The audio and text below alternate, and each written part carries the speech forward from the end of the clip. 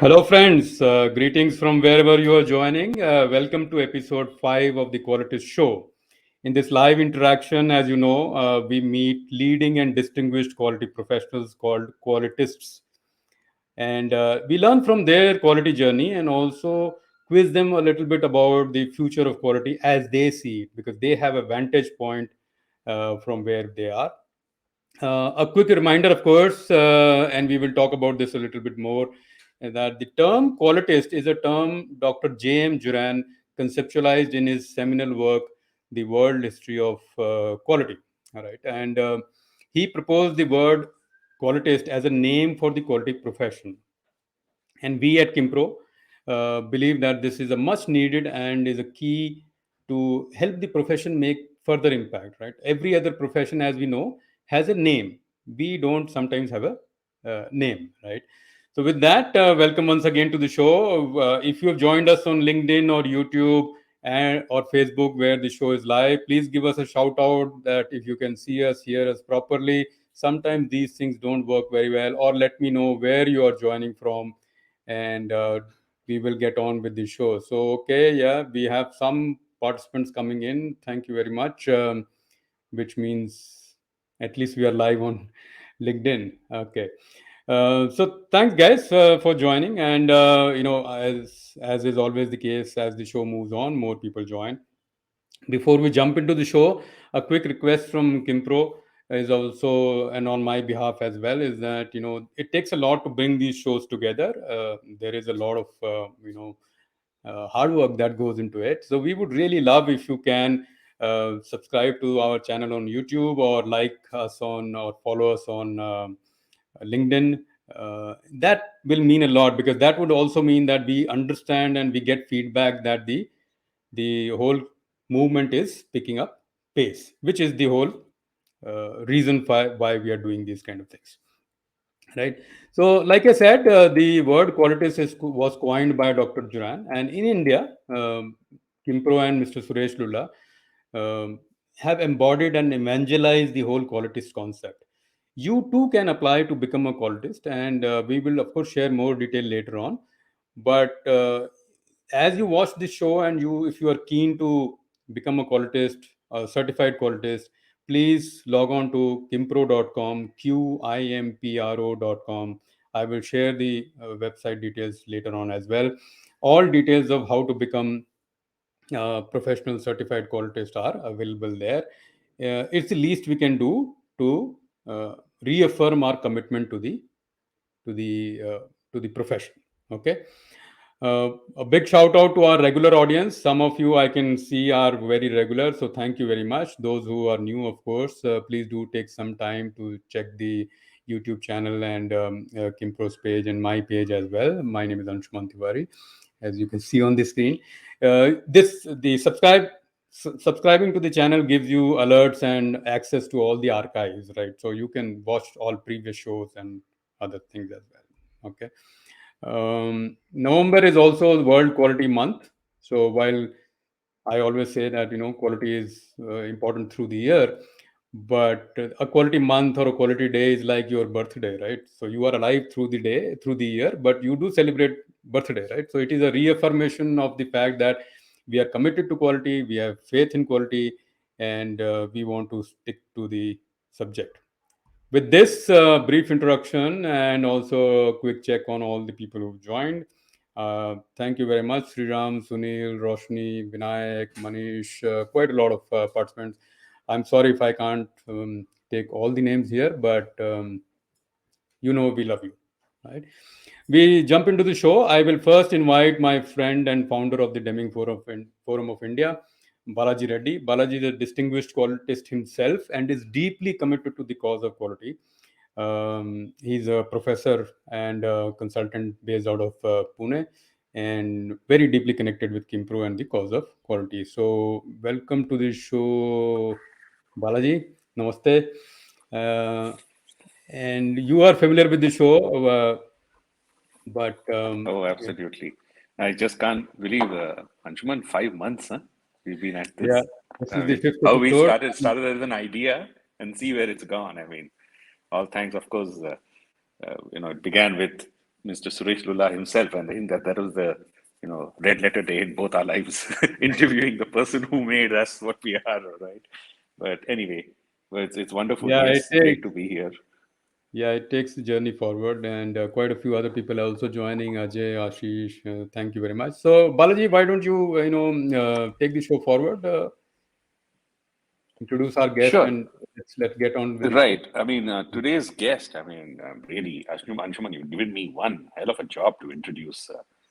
I mean, I was just going through his entire, background on where he comes from and what he's doing, and I said, wow. First, I decided, let me try to do this without looking at the document, and but there was too much to memorize, and I didn't want to get anything wrong because it's really important to know whom we are dealing with today. I mean, it's wonderful. It's always every month we are we're meeting these special people, but here it is. So Dr. Jagdish Barik. Well, for those who don't know him, this is for that. I mean, for that who don't know him. Otherwise, if you know him, you know who he is and how he's gone to where he is right now. So currently, Dr. Jagdish Barik is Joint President of Business Excellence, and he's also a Chief Sustainability Officer for textile businesses at the Aditya Birla Group. Now, I think as Qualitists, I think we should be very proud of someone like this because the Chief Sustainability Officer, part of the Qualitist movement. He's currently based in Thailand, where the group, it's known that they have multiple units. He's had over 30 years of experience, all right? So we're really meeting and talking to someone special here in quality assurance, business excellence, sustainability, uh, project management, training, and consulting in both manufacturing as well as service sectors. About his professional qualification, well, he's a textile engineer and he's had an MBA in marketing, and he's also done an executive MBA from University of Virginia. Now, coming to his qualifications besides his educational qualification, and here's where the list really gets long. Okay, so let me. I couldn't do this in one breath, but let's try. All right. He's a certified Six Sigma Master Black Belt. He's a certified Lean expert. He's also an assessor for, okay, Ramkrishna Bajaj National Quality Award, CII Exim Business Excellence Award, CII ITC Sustainability Award. All right. Also, he's certified from the AOTS in Japan. We know of that very famous body in Japan, Asian Overseas Technical Scholarship in TQM and TPM. Also, he's a professional who has links with the Supply Chain Council, where there's the SCOR, that Supply Chain Operations Reference and Innovation uh, in the Supply Chain Council from AIT USA. He's also a lead assessor for, well, ISO 9001, ISO 14,000, OHSAS 18,001, which I believe has been superseded by a new standard, but of course it remains the same. ISO 50,001, ISO 26,001, SA 8001, and wow, GRI G4 Sustainability Reporting Trained Professional. Uh, well, he's been with the Aditya Birla Group for over a decade now, but before this, he was with Reliance and the ITC. Besides this, we're not done yet. He's also a visiting faculty. Now, I think those students must be really lucky to learn from someone like him. For MBA in Operations Management, Supply Chain Management, Statistics, TQM, Lean Six Sigma, and related topics. And these are at the MDI, where that's the Management Development Institute, the BIMTech, IIPM, and the JIM. I mean, I think we're in August company today, Anshuman, and let's please bring Dr. Barik into the picture. Namaste, Dr. Barik. Wonderful to see you here. My God, Namaskar. I was just reading this. I didn't want to make a mistake. I hope I didn't leave out anything. Yes, I know you said something which I'd leave to the, as a surprise for the audience, but I'll leave it with one word. Dr. Barik is also into spirituality. Am I right, sir? Sir, your mic is muted, sir. If you could. Oh, sorry. You can hear me now? Yeah. Yeah. Okay, thanks. Yeah. Now you're clear. So you're into Okay. the spirituality thing. Wow. Yeah, that's Besides all actually this, the also I consider it as part of quality journey. Maybe we'll discuss of little course. further on that. So I'd thanks Balaji, thanks Anshuman for the kind word, and uh, hope it's a little more for me and raising the expectation. So that's fine.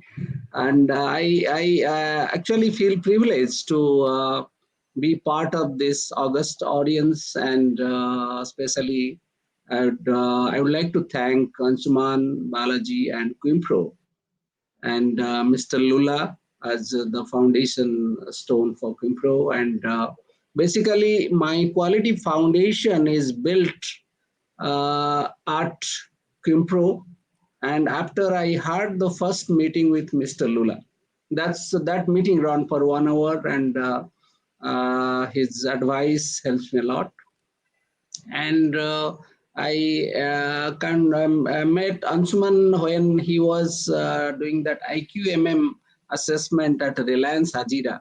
So that's in fact my first interaction with Anshuman, and that helps a lot. That IQMM model, I don't know whether it is being followed at other businesses now, but we were applying for Deming Award, and IQMM was the foundation first step to do a gap analysis and go ahead with the Deming roadmap.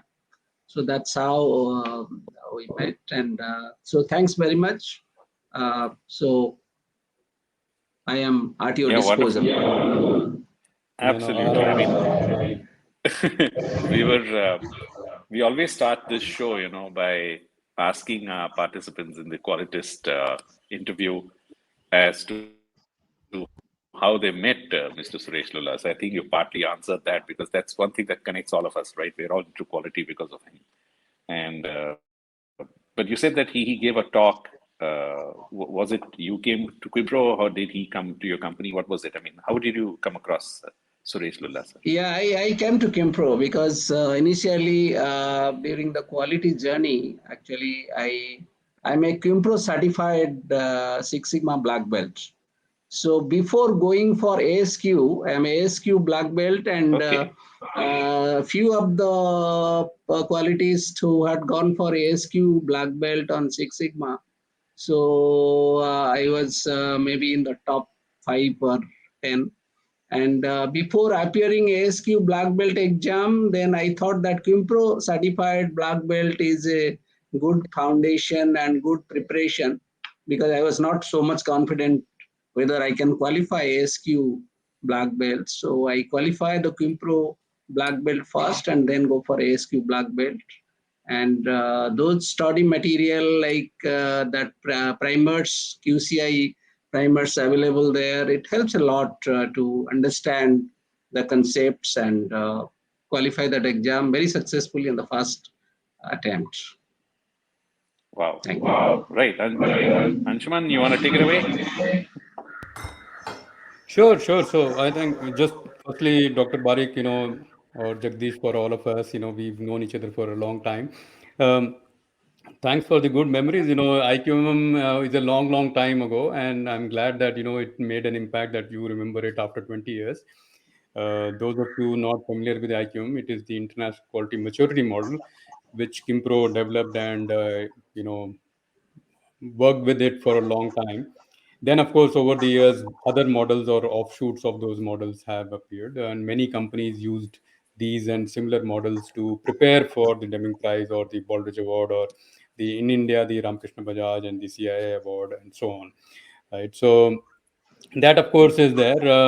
Yeah, my interest usually, and Balaji knows this very well, is that nobody landed where they are, you know, on birth, right? So Dr. Barik is, like we heard in the introduction, is a distinguished qualitist today, but he wasn't always so, right? So my question, or on behalf of the audience, our question is that tell us a little bit about your quality journey. How did you get into quality? What were the key milestones in quality?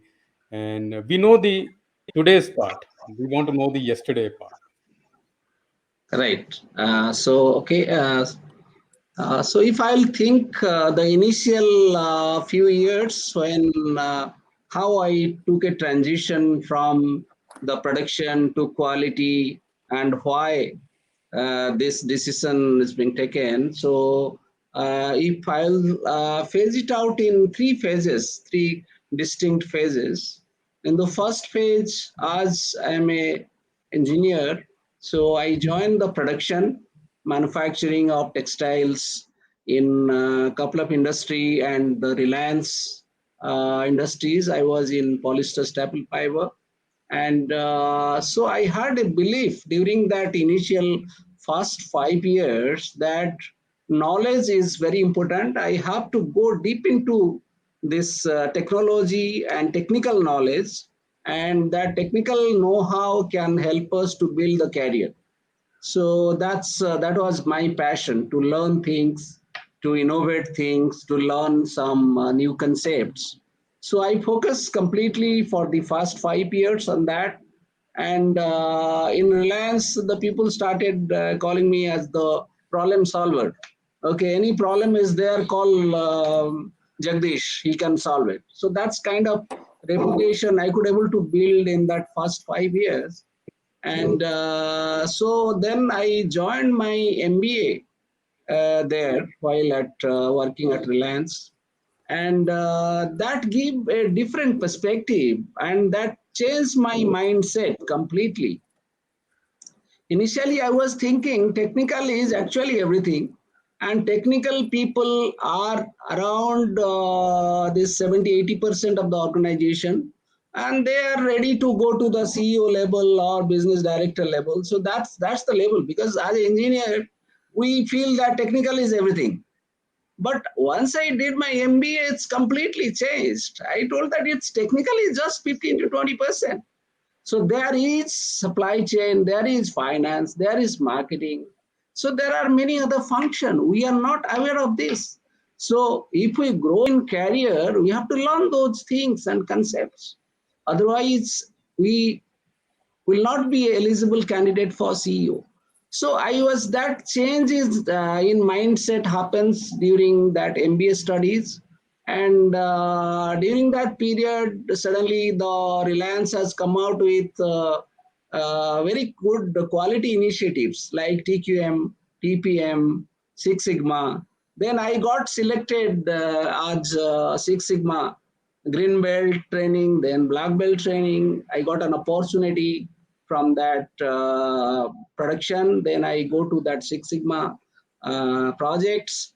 Then after learning the first three projects I completed in Reliance, that gives a breakthrough. We are not able to solve the problem in last 5 to 7 years. Even the technology supplier, they have tried to solve the problem, but they are not able to solve the problem at that point of time. But it is solved by the Six Sigma project. So that gives a highlight, and then I got really passionate about those tools and methodology. And then I approached my plant manager to take care of the quality side by side the production. And so I was into the Six Sigma, I was into the TQM, I was into the quality control, this quality circle initiatives and all. And then looking at very good progress and very good enthusiasm along the team, then at that time our executive director, Mr. S.S. Kohli, he just told that, okay, you are doing very good in these initiatives, so would you mind to come to my office and drive the quality initiative from my office to all units? There are 17 units in Reliance Hazira. So then I got the opportunity, he picked me up, and he told that, okay, you work from my office and drive this initiative across all the units. So that's how the journey from production to the quality happens. And then I come to the full-time assignment, though I was doing in part-time. So it's ended up in full-time and driving from business director's office.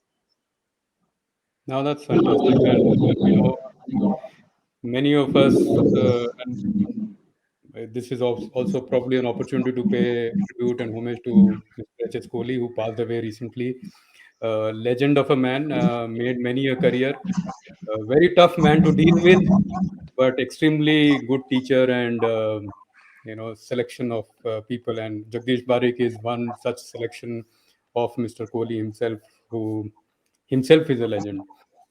Okay, Balaji, you want to carry on with the second question, and Oh let's yeah, keep yeah, it. yeah. Because right, I was just when I introduced you itself, actually, that question came into my head. And we just said that, and I paused for a moment, and Anshul and myself looked at each other. That you're a chief sustainability officer, sir, at your organization. All right. So, I mean, even at Quimpro, for the last 7, 8 years, we've been looking at this, right? The sustainability angle, the green angle. And in fact, I think you should know we have a green qualitist group also. I think you must be a part of it. Uh, so, would you like to share with? We want to see your perspective of quality and sustainability. The connections. How deeply connected are they, and or is there any oblique connection, or is there a direct connection? So, what's your take on this? Yeah, okay.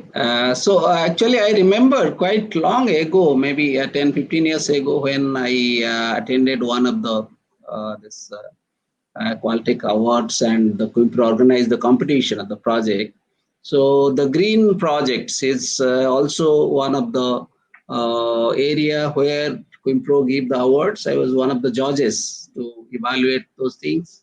And so I was how it transition. I could see a very good synergy between business excellence and sustainability.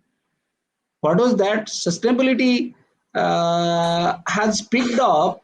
I could see that I joined the organization in 2011 onwards. It has picked up, and 2011 in the month of December, our chairman of Aditya Birla Group, they rolled out the sustainability vision across the group, and then he instructed to all business directors to come out with their sustainability vision, and like all this energy, carbon footprint, and water risk. So these are the key areas which was evolving at that point of time, though there was not a formal sustainability cell at the corporate level. But I could see a synergy before that, that it's all about improvement. So sustainability is about improvement, your energy matrix, energy performance, your water performance, your carbon footprint reduction.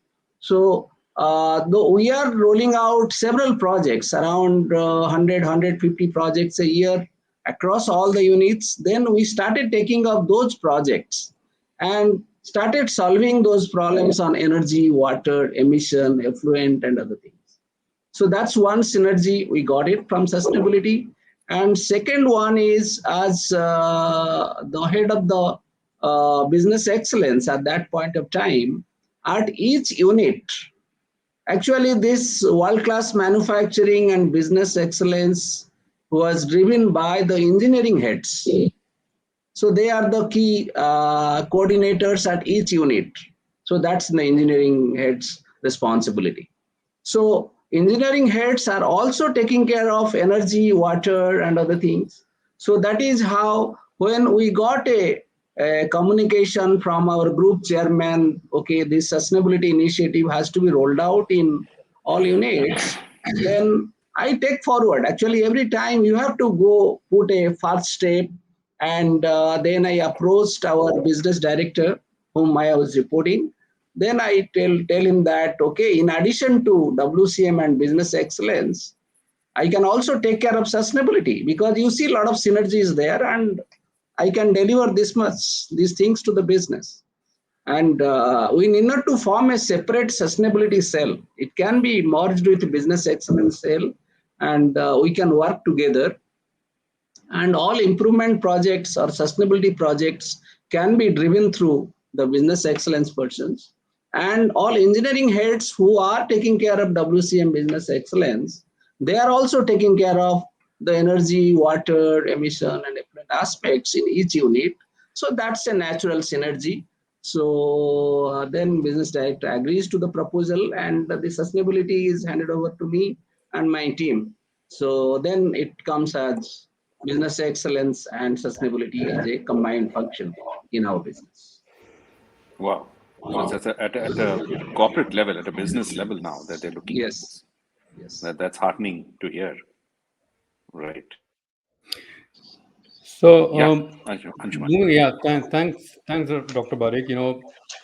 We, of course, from a distance, we all know that this connection between quality and sustainability is very strong, but we don't get often too many examples uh, to reaffirm our faith. Now that you've shared example of a large multinational group focusing on quality sustainability in the same breath, it makes it very real, right? So this is, to the people in the audience who had submitted some questions, this is a quick reminder that these are not things that we only read in newspaper or books. These are actually happening in large corporations, and people like Dr. Barik are actually heading. And also that quality and sustainability and these topics are actually intermingled. You can't have organizational quality without focusing on sustainability, and you won't get much sustainability without having quality principles to support that, right? So these are all interconnected topics, which, as Dr. Barik explained. Moving on very quickly, since Jagdish, you mentioned that we all have a background in quality, but as quality stands today as a profession, we know that it is not the same profession in industry across industries as it used to be 10, 15, 20 years ago, right? There are, I won't say decline, but there is a lack of interest in the core values and methods of quality, and it is up to people like us to re-energize that interest and make sure that there is sustained interest. And the whole qualitist movement started by Mr. Lula is primarily one of the reasons why we wanted to do this is because we don't want to blame somebody else for this. We said, okay, we have a responsibility. We will try what we can. So, any views on this as to if you do agree that there is a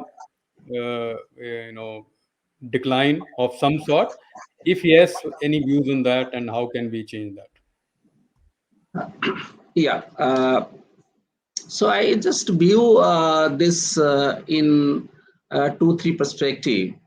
So first thing I would like to mention is the effort on branding of this function and how it can deliver value to the business. So maybe we have not put in significant effort in branding. So if you see that we are telling about we know that big Q and small Q. But because I have interacted with a lot of CEOs and business directors and top executives, so this concept is not penetrated to those people who are making the decision on this. So some people call it as business transformation, some people call it as business excellence, some people call it as quality assurance, quality control. So there is little bit confusion on this function and very clear, distinct deliverables and how it can deliver value to the business. So maybe we can come together, all qualities can come together and think on it. I'll just give you an example of yesterday. Yesterday there was CII Institute of Quality. There was a conference and Mr. Mukundan, he was also sharing the same thing. He's telling that instead of calling it as Institute of Quality, why cannot call it as Institute of Excellence? Maybe excellence will give a bigger perspective because when we are mentioning about the quality, then people think of quality control or maybe quality assurance. So this because that's because of the lack of awareness across the senior management team. That we need to identify what can be the right nomenclature of this function, and that's one thought I would like to leave it to the audience and all qualities how to brand it properly with a uniform nomenclature. That's actually very important because once you call as a quality, the people understand it as quality control or quality assurance, it remains that a subset of production, then it has a very limited scope and other things. So how to propagate that, or how to make it popular in that sense. And second thing I would like to mention is, I remember in our initial days when I was in Reliance, I was in as a consultant to various organizations. So the CEOs and top management, they were being sent to the AOTS Japan. That's such a mandatory thing. If you see all Deming Award winning company, they send the CEOs and business director to Japan. They will sit there with Dr. Deming and other quality experts. They will understand these concepts for 2 to 3 months. They are then come back, and that is how the concept is embedded to their thought process, and that helps in decision making. There are many organizations who are doing it very nicely still now on the quality, like Sonakoyo. I'll mention the name of TVS. So there are many groups still. They are so much of keeping quality at the center of business. The way they run the business is quality.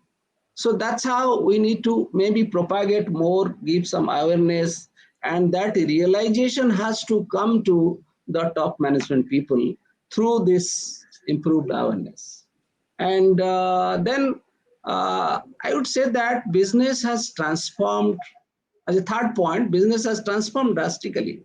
I have seen the business in 1980s. I have seen the business in 2020s. And if you see, there is a lot of competitiveness, and there is a lot of cost pressure. If they want to reduce the cost, the first attack comes on the training, first the attack on quality function, or on the function which is not in the line function. And our function is not in the line function. Our function is basically in the supporting function. So that's how the pressure has come. So our challenge is how to integrate with those line functions, so that this can be like, I will give an example that if you see our marketing function, marketing and customer, they are the key functions in most of the industries. And now if our function or our activities is more integrated with customers and marketing, so that we can be take up some projects, how we can develop new markets, how we can develop customer satisfaction or delight things, then it will become a more highlight in the business, and more value adding for the business. It will be appreciated by top management. So these are some things. And another maybe last point I would like to mention is, also, I feel that some of these consultants or qualities, they have also damaged themselves because there is a competition. I feel that there should be a very clear standard. If we nowadays, if we call some of the Kaizen consistent, they will tell that, okay, Kaizen is everything. You do Kaizen and all your problem will be solved. If you will call a Six Sigma consultant, they will call you do Six Sigma and all your problem will be solved. So there should be some area, some space for seeing what each tool can deliver. Because this kind of message is confusing the top management. And then they are not very much aware what is this Kaizen is going to deliver, what Six Sigma is going to deliver, what innovation is going to deliver. Innovation is a big area. Now everything, whatever is done, that is called as innovation. So there is not a clear guidelines or standard for these things. We may need to work together, and each of these tool has to be defined, and the space has to be given in the business where they can be used and explored. So we need to work on that direction as well. And then most important thing is, I learned this thing when I worked in ITC as a FMCG company. I am telling you, the soap, we are manufacturing soap, shampoo, and other products. I know the same soap is produced in manufacturing plant, but the packaging of the soap, do you know how many times they change in a month? They change the packaging 3 to 4 times in a month. Product is same. So that's what we need to do it. We cannot tell that Six Sigma is going to work for 10 years, 15 years. No, this is not. This is the marketing strategy we need to adopt. Maybe product is same, but we have to keep on changing the packaging.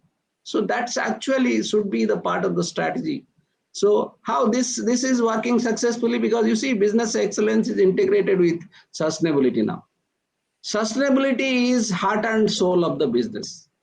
So now it is working. Sustainability is working, and the project is driven by the Lean Six Sigma methodology. It's delivering the result to the business. So that is how we have to package also properly as we pass on with the time. That's the few of the methods I can suggest to everybody to look into it to bring back the glories. Thanks, Yeah, wow. Barik. And before I move to Balaji, just two quick reminders. Those in the audience who have live questions for Dr. Barik, we are 35, 36 minutes into the show. This is the time you can start asking your questions. In about 10 minutes or so, we will come to those questions as the show progresses. And the other quick reminder is that, Dr. Barik did mention some kind of a branding, right? So it's a quick reminder. I did remind everybody in the beginning of the show, but it's a quick reminder as well that Qualitist itself is a brand, and we are all trying to make sure that the brand of the quality profession is promoted further. So, once again, those who are interested, please head on to kimpro.com, qimpro.com, and that will give you more details. Okay. Balaji, over to you. Yeah, I mean, I'm amazed that you brought up this topic that each one brings his own perspective, but miss the big picture. So coming to that, it just got me thinking about what would you be your advice? Because the younger generation now is seeing all of this and they're being bombarded with so much of information. I don't think they are in a position to distinguish between noise and signals. So that is sticking through the buzz. There's so much available. So what kind of advice would you give to our younger generation who want to start their career in quality because they're being bombarded with so much? So anything specific that you would want to tell them, the younger generation who are looking at quality as a career, maybe? Okay, so I would advise to the young generation who are joining the field of the quality. This is it's a excellent field because as I would like to advise that initial 5 to 6 year everybody should focus on getting the knowledge and best possible knowledge in the field, and this is the field where you can get the overall knowledge. So if you see other functions, they are kind of specialist in that particular area. But if as a CEO, you want to run the business, you may not be expertise, you need not be expert in particular field. But this function of quality or business excellence will give you a generalist knowledge, but you know everything through various deployment of various quality tools and methodologies. So, you have to go to interact with finance, you have to interact with marketing, you have to interact with supply chain, manufacturing, and everything. So, those capability enhancement is very, very important during the initial phase of the career. So I would like to advise to the new persons who are coming into the field, let's focus 4 to 5 years on this function so that you can build the capability and knowledge, have an overall competency to grow further in your career. This can be a foundation you can build to grow in the career, and after 5 to 6 years then you can decide which area you can move on and to move ahead in your career. And second most thing I just want to say that you see, you have to keep a track on the things which is coming on nowadays. If I'll see today, the digitization is the heart of the business. Sustainability is the soul of the business. So you have to learn this, because those Six Sigma data analytics, whatever we had done 10, 15 years back through regression analysis, ANOVA and other things, now this AI has come. Now this machine learning has come. So we have to adopt those tools and that knowledge base to have a proper data analytics knowledge and digitization knowledge and sustainability knowledge and other things keep on adding to your knowledge basket, and then definitely can grow. So that's my sincere advice to other things to focus on those few new things which has come up, add it as your quality professional. So that will help in long run. No, I hope they are listening. And thanks, Dr. Barik. Those in the audience, last 5 minutes or not 5 minutes, maybe less than 5 minutes, a few minutes, were a demonstration on what a qualitist should be, right? So, Dr. Barik, as you all realize, started his journey as a textile engineer, has built brick by brick many competencies that we see in him today.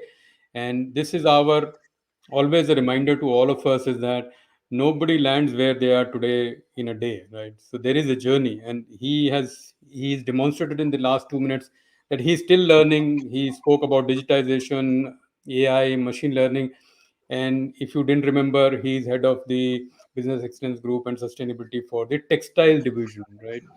So which is a hardcore manufacturing division.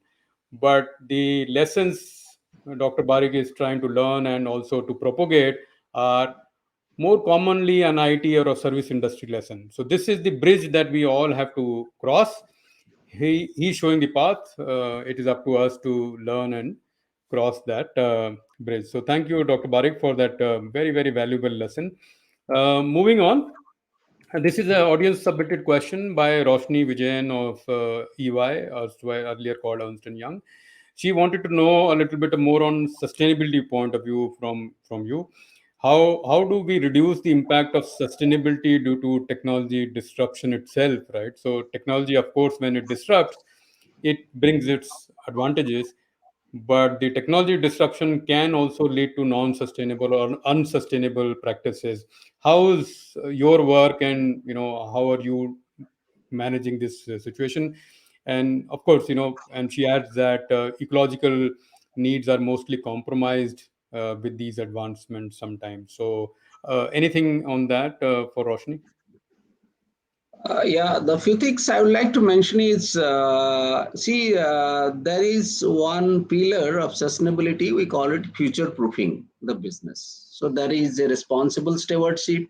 We have to work as a responsible business to take care of energy, emission, water, effluent, safety, and other things. So, primarily, people know that, okay, this is what the first pillar.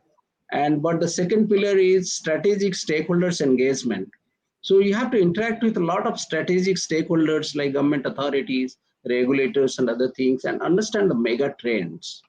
So you need to understand that coming 10 to 15 years, what is going to happen? What are the things coming up through the mega trends? So you should have a quite good intelligence system, and like we have a advisory council. We have the advisory council of around 5 persons from different countries, from Philippines, Indonesia, Thailand, India, and all these. So we have collaboration with the institutions. So we get a lot of feedback how the world is going to change, where the mega trend coming up. Then the future proofing of the business, what we need to do to future proof our business 2050 and beyond. So that strategy has to be integrated with your business strategy, existing business strategy. So that is how we could able to access and understand what is the technological disruption coming.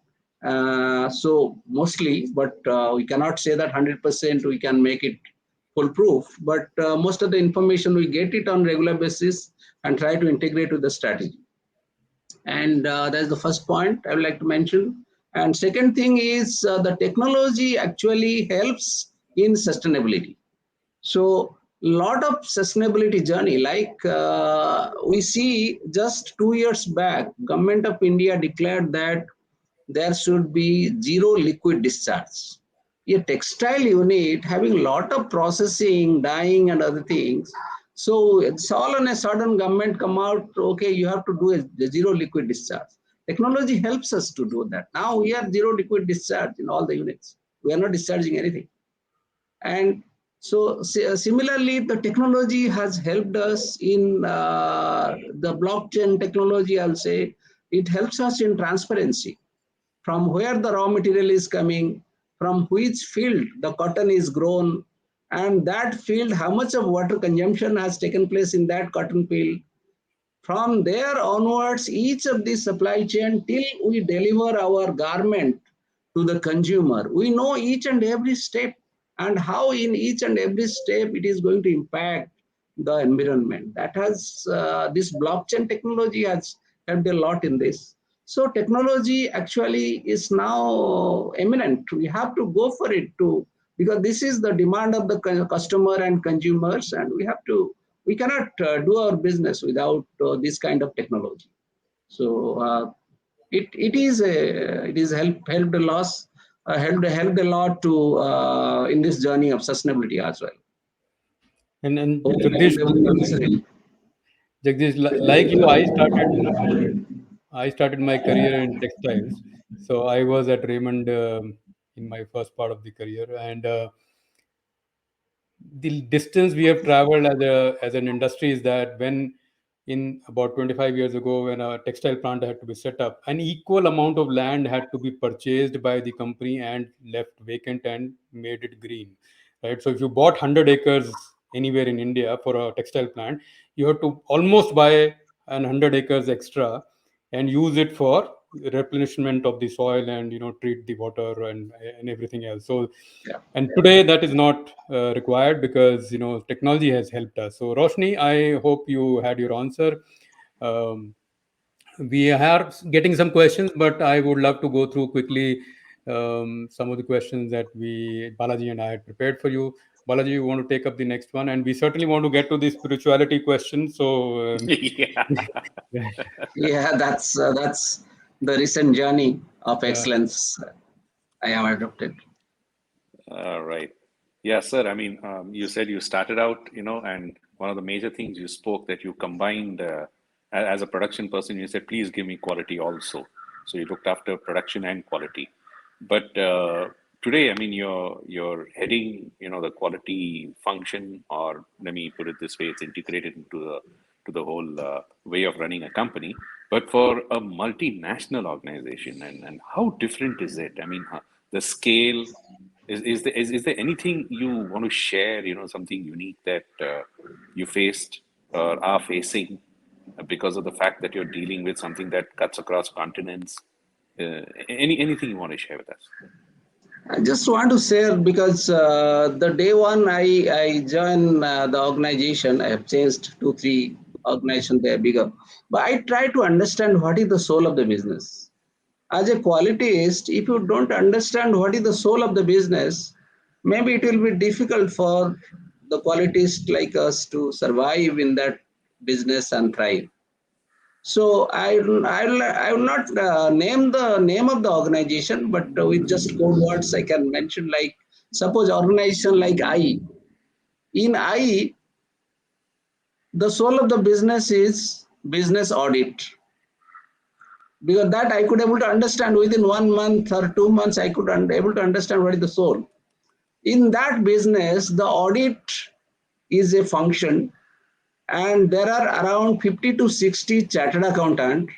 They are sitting in that function, and that function is working in chairman's office, and 5 to 10 auditors, chartered accountants, they will go to different functions. They have a schedule. Suppose first they go to the production, they will sit in the production department for 15 days, 20 days. They will understand each and every process, what they are doing, data, everything. It's actually, I call it as it's not an audit actually. The name is audit, but it's a super business excellence assessment. We do business excellence assessment of each function, maybe spend 2 hours or 3 hours. They are spending 15 to 20 days in each function and digging deep into the data, information, each and everything, and then coming out with the improvement opportunities that is going directly to the chairman. And chairman is calling the meeting with all this department and function heads and closing These are the points. So that's the understand, that is the soul of that business. So then how I will integrate this quality with that audit function? That was my objective. Then if I can integrate with that function, then automatically it will run, because this function is done by the chairman. And everybody knows if the auditors is coming and sitting in that department 15 days, you can imagine what is the situation, how much of motivation is there among the people to work on it. So that's how I could able to successfully integrate that with that function. When I was in organization R, there I know heart and soul of the business is business director's review.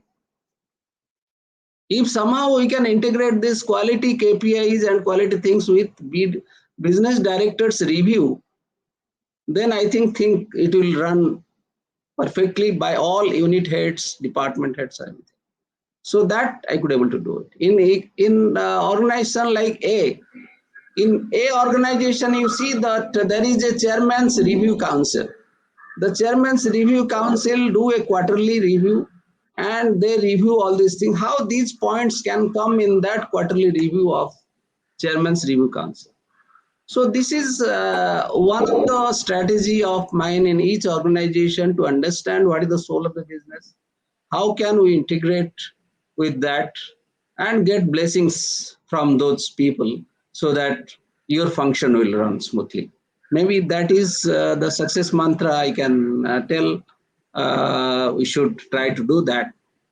We should not run this function as a standalone function and try to fight and try to struggle every time to go to the top. Wow. Because when you said the soul of the business, I remembered, the word purpose, right? That's what, when Walt Disney was asked, when he set up Walt Disney Incorporated, and I think it got revealed later when somebody looked at his diary, and he said the sole purpose why I set up Walt Disney is to make a child smile. That's all. That's fantastic.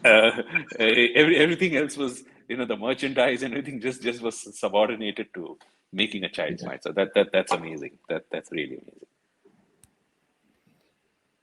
Okay, moving on.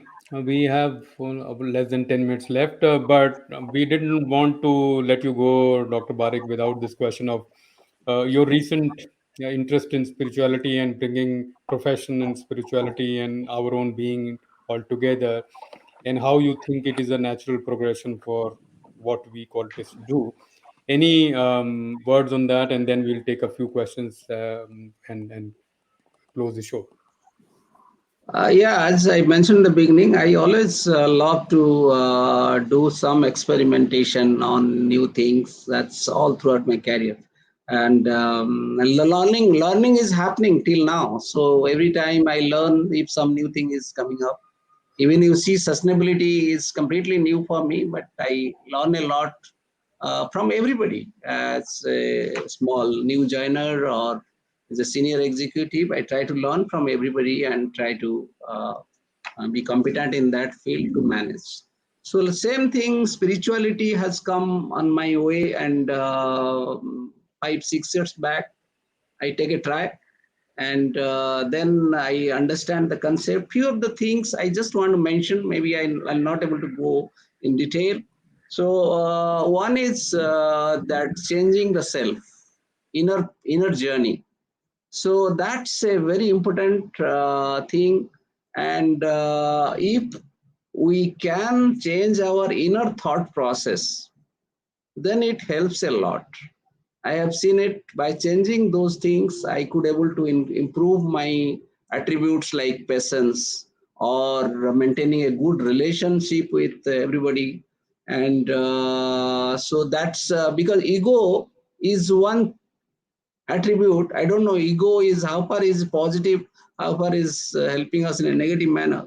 Most of the time, ego is coming in the negative. I could realize that whenever I discuss with my peers or my subordinates or my seniors, then ego and pride comes as a roadblock. And then you start coming in different direction and start arguing this thing. And when I observe, because am a ISKCON devotee, and when I go and see the any temple, any ISKCON temple, I go and see the management, how they are doing, and the things are happening right from 3 o'clock in the early in the morning till night 9 p.m. And I could able to see because of my management experience, it's a servant leadership concept. In that servant leadership concept, nobody is boss of anybody, and nobody is fighting, nobody is firing anybody, nobody is giving instruction to anybody. Still, the organization is running so smoothly. I got amazed how this is happening. There is a huge amount of work happening, right from temple management, worshiping the Lord, and other things. But only one thing which drives everybody, they have a supreme goal which is beyond anybody. How I can please Lord Krishna. That's the supreme goal. And everybody is doing their work with attitude in their mind. I am servant of everybody. Even the temple president is thinking that I am servant of these young devotees. Everybody has thought in their mind that I am a servant. I am not the boss. So with that attitude and that dedication, things are running so smoothly. There is no ego coming on the way. And I just try to analyze that thing, and each and every activity I try to find out and see the attitude of the people, how they are performing this thing. And there is no, sometimes some of our peer, sorry, No, no, go ahead, go some, ahead. yes, just take 2 minutes. Some of the peers, when he is growing up in the career, then we sometimes envy. Well, that's a kind of human attitude. So envy is there, ego is there, and all these impurities, we call it impurities of mind. So once I come in the devotional path, then these impurities are slowly getting cleaned up. That's what my realization. Maybe I'm not very pure now, but maybe in the going forward, I have to remove those impurities. Once I start removing those impurities, then my circle of influence increase. My relationship with all my peers, my boss, and everything increase. My productivity has gone up so much. I just can't imagine. It's just 2 to 3 hours, my productivity has gone up. My boss telling every day how you are managing this whole thing. You're getting excellent every year.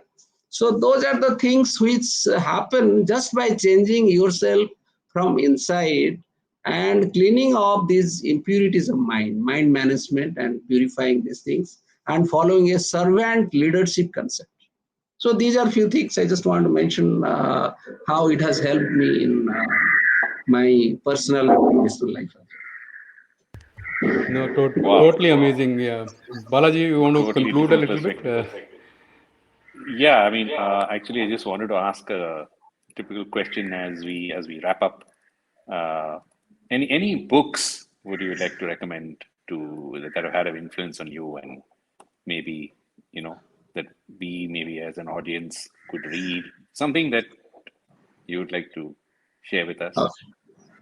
Uh, yeah, I read a lot of book uh, during those days, but last maybe 5 6 years, I am not a so much rigorous reader now. But those time I could not remember some of the authors or books. But QCI primer I purchased from Quimpro. They are of extremely important and help me a lot, because, and I believe that you see, once you just to go on reading the books, that will not help much. You target for certification, so that every time I target for a certification exam and then prepare for that certification. By the way, then I learn so many things. But whenever I just try to read the books without any certification or target, then I miss sometimes. So that's why in spiritual journey also I am giving a lot of exam on Gita, Bhagavatam. Then I am appearing targeting for those certification and examination. Then reading those things. So that's kind of thing. And so regarding the books, I would like to say that QCI primers is very helpful. Still, I kept all the primers with me, all the ASQ certification exams. So those primers are very helpful. And those small booklets, pocket books on innovation and Six Sigma, Lean, and other thing that helps a lot.